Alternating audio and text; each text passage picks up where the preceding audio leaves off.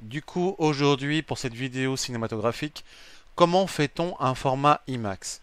Alors, comme tout le monde le sait de base sur le plan de base, dans une salle IMAX, au lieu d'avoir un vidéoprojecteur pour une pellicule 35 mm, vous en avez deux qui fait une hauteur de 70 de large pour 48,5 de hauteur. Contrairement au 35 qui fait donc de l'inverse un 20-95 sur un 18,6.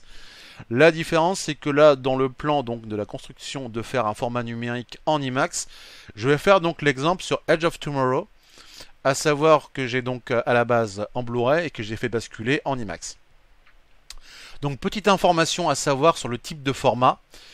Je commence d'abord par le Blu-ray traditionnel sur un 1920 x 800. Codec vidéo qui soit en H264 ou 265, voire de l'ultra pour passer à un 2K classique. Mais si vous passez sur donc du 4K en IMAX qui est donc au-delà donc pour un 3840 x 1600, le codec vidéo passera directement sur un HEVC. Donc là c'est clair que c'est une autre gamme en termes de codec vidéo. C'est beaucoup plus lourd, mais on peut le rendre beaucoup plus light en termes de finition une fois qu'on a fait tout le travail numérique. Alors pour faire donc la petite parenthèse de comparaison, je vais lancer donc le film de Tom Cruise en Blu-ray pour le premier et après en IMAX quand je l'ai retravaillé pour vous donner à peu près une idée de la chose. Alors du coup, on commence par du 1080. Non, on met direct une petite scène en mettant à 731. Voilà. Scène courte classique. Vous remarquerez que pour un affichage en 1920, pixelisation parfaite, couleur, teinte, ça c'est la sobriété sur de la qualité Blu-ray classique. Rien à dire. Donc maintenant on va passer sur la partie à savoir IMAX.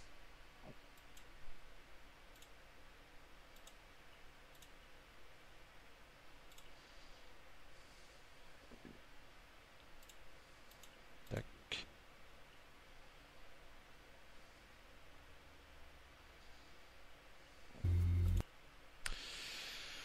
Alors, qu'est-ce qui change contrastement? Et ça vous le verrez à travers vos écrans.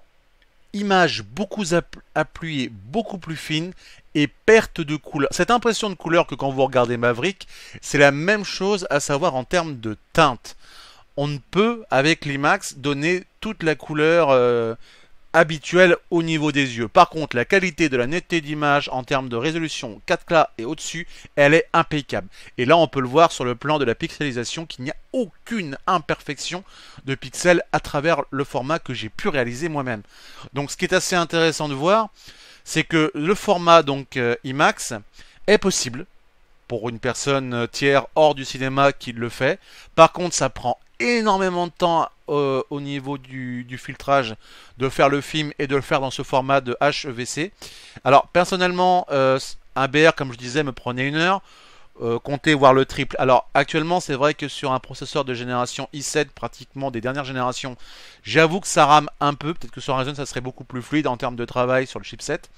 La question c'est que sur le plan du cinéma c'est faisable, mais je trouve que la qualité Blu-ray est quand même mieux. Alors pour certains films, ça peut donner le change. Je dis bien pour Maverick, je m'amuserai à le faire. Par contre, ce que je note de manière intéressante, c'est que sur la partie IMAX que j'ai réussi à produire, au lieu de faire une super consommation sur le plan qui ferait dans les 10 à 20 Go sur le format Ultra HD, j'en tombe à peine en dessous de la barre des 7. Ça, j'en suis content. Donc je trouve que j'ai bien maîtrisé mon sujet. Alors, à travers les commentaires, dites-moi ce que vous pensez par rapport donc à la finalisation du fait d'avoir fait mon premier format IMAX, tout seul, chez moi, depuis que j'ai commencé donc à faire la vidéo sur le serveur cinéma. Dites-moi vos ressentis et réellement, sur cette qualité cinématographique, avez-vous une préférence pour le Blu-ray, l'IMAX ou le traditionnel, simplement basique HD? Merci à vous.